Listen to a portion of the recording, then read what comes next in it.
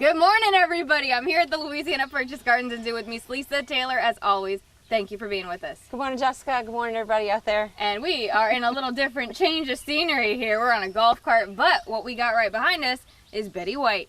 Correct. And her parents. Yes, and her parents, and also Vanna White. Yes. The newest addition to the family. Yes, Vanna White, too. So tell me about those two young white-handed gibbons.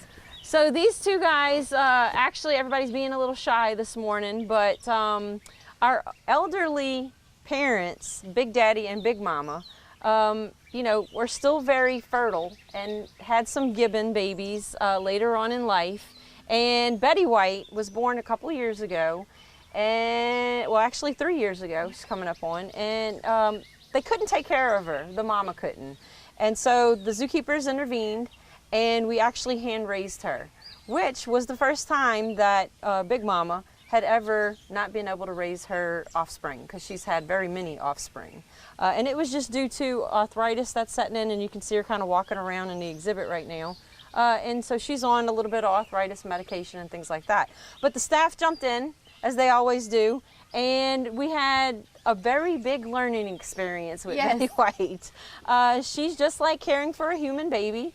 It was 24 hours a day care for her, and making sure she got fed properly, was growing properly. The vet was right there with us through all of it, and we named the zookeepers that took care of her the Baby Mama Club. Yes, because that's what was happening there. I'll tell you one crazy story. It was during the freeze time, and I decided to take her home for a couple of days, and she totally wiped me out, and I was very happy to hand her back over to the zookeepers. Right. And, the reason we're here, too, is because of the 100-year anniversary. And this is something that you guys are able to do because you've had so many years of great care here at the zoo. I mean, and you said it's the first time in your career that you've had to do this. Correct. So we've raised other little primates, but never a gibbon. And so, like I said, these guys are lesser apes, so it was a brand new experience for us. And like I said, the zookeepers, there's so much networking that we did with other zoos, and the research we did just in general with raising lesser apes, it helped us out tremendously. Love and compassion makes it all work. And now, as you can tell, we do have a photographer with us today, and we are going to head on out and keep looking at other things throughout the zoo, if that's okay with you. Yes, let's do it. All right, let's keep rolling. We're going to be showing off everything that we can right now for the 100-year anniversary. Tell me about that 100-year party. So on June 1st, the zoo is going to be hosting our 100-year birthday party.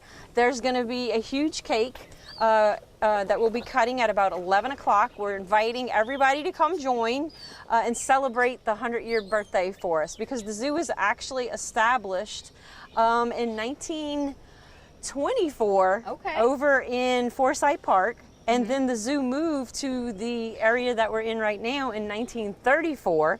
Wow.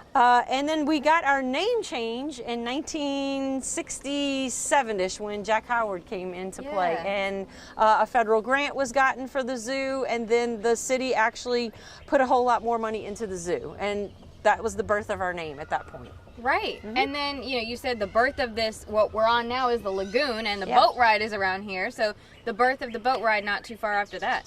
Correct. And we are one of the only zoos that actually has a boat ride that you ride through exhibits on a 20-minute tour with a nice boat driver that gives you a tour. It's relaxing, it's a nice setting, and you get to see not only our exotic wildlife that's out on the lagoon, but a lot of the migrating birds and natural wildlife that is in the back area of the zoo. Absolutely, and we're heading up on something that you said is one of your favorite parts too. Oh, the interactive exhibits you have. These are the budgies over here. Oh, heck yeah. So the budgies are a big part of the zoo now. It's probably one of the favorite exhibits for a lot of the visitors. You actually walk through the aviary and you feed the budgies with these little budgie sticks, and the birds land on the stick and sometimes on you. And these guys are pretty amazing. They flock in Australia of over 200 birds at a time. We actually have about 350 budgies in here. The exhibit's big enough where they can actually fly around you and fly up, fly down, and walk around. The biggest thing with the budgie exhibit is please do the budgie shuffle. Yes. because the budgies love your shoelaces, and we don't want any budgies stepped on. No, never. So do the dance. That's what we call it. Right, and then while you're heading to the budgies, go through that children's greenhouse. Get an idea Yes. of all the nice foliage you got, tropical fauna. Yeah, so we wanted to show visitors, you know, what we could do to keep certain plants alive that won't make it in Louisiana when we get a little bit cold. And so it's a really cool exhibit that you can walk through and, you know, take pictures of the different species of plants that are in there. It's not labeled, so a lot of times, you know, you can Google on what's happening inside of there.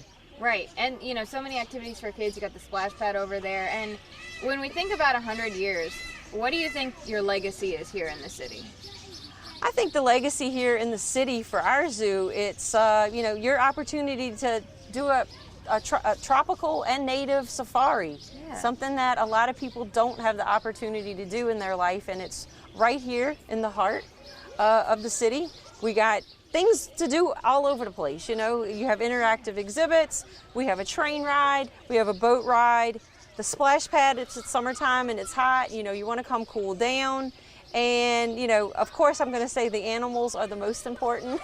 Yes, they are. Because, you know, each animal here is an ambassador for its species. And, you know, you may not ever get to see a tiger in the wild. I know I probably would not, because I'm not going to travel to Asia to see one.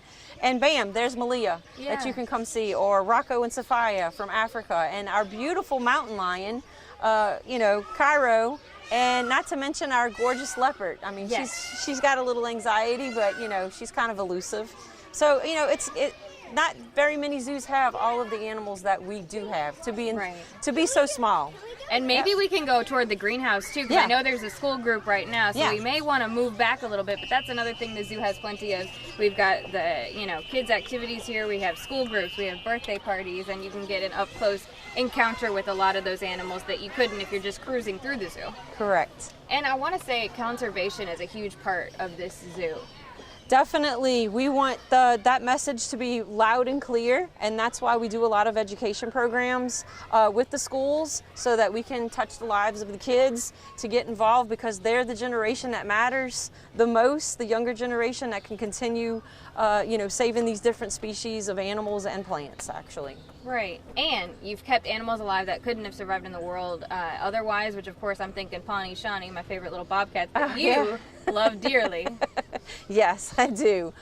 So yeah, they were destined probably to perish. Yeah. And we were so glad to get them from Wildlife and Fishery so that they could be ambassador animals for their species.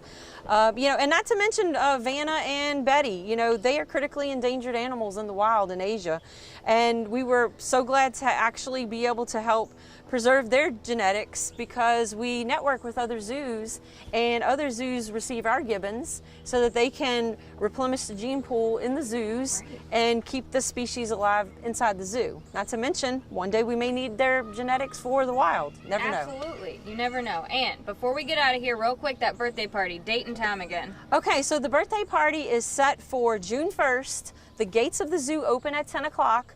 We're going to do a cake cutting at 11. In fact, in the area that we just zoomed by, in front of the Spider Monkey exhibit, in that shaded area, we'll have a little bit of music and entertainment.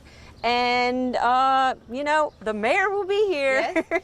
And all the zoo staff will be so excited to see y'all. Please come out, celebrate this beautiful jewel that we have in Monroe, Louisiana Purchase Gardens and Zoo. Thank you so much, Miss Lisa Taylor. We're going to have all this information on our website, knoe.com, after the show.